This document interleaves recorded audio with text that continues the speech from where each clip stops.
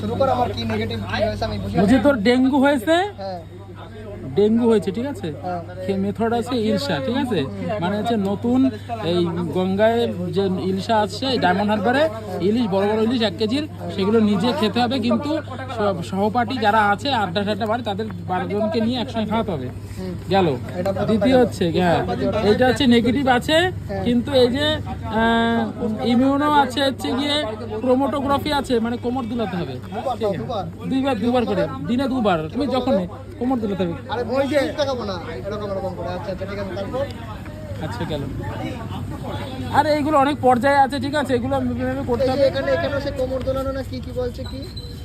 না না না, এটা কোমোটোগ্রাফি নাই, এটা হচ্ছে কি মাইক্রোস্কোপে দেখাতে হবে, ঠিক আছে, সেগুলো পরে, মানে কোমর দোলানো পরে। তাহলে এখানে কি আমার ডেঙ্গু আছে?